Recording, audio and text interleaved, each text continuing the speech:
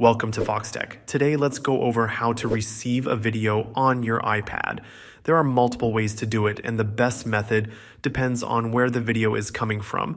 Let's get straight into it. If the video is being sent from another Apple device, AirDrop is the easiest and fastest option. First, make sure Bluetooth and Wi-Fi are both enabled on your iPad. The sender will then select the video and choose AirDrop as the sharing method. Once the transfer is complete, the video will either appear in your Photos app or in Files, depending on where the sender chose to save it. If you don't see it in Photos, check the Files app under the Downloads or AirDrop folder.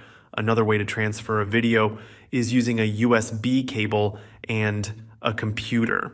If you're using a Mac, connect your iPad and open Finder. On Windows, you'll need iTunes.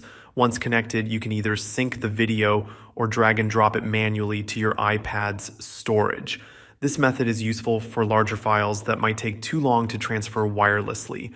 If the video is stored in the cloud, you can download it directly to your iPad. Services like iCloud Drive, Google Drive, or Dropbox allow you to log in, locate the video, and save it. Once downloaded, you can move it to your Photos app or keep it in the Files app for easy access. Messaging apps and email are also common ways to receive videos. Apps like WhatsApp, iMessage, and Telegram allow you to send and receive videos directly within conversations.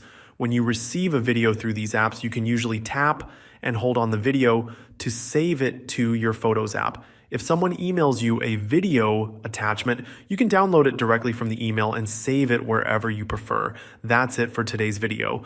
Thanks for watching, and if you found this helpful, make sure to like and subscribe to Foxtecc for more iPad and iPhone tutorials. See you later.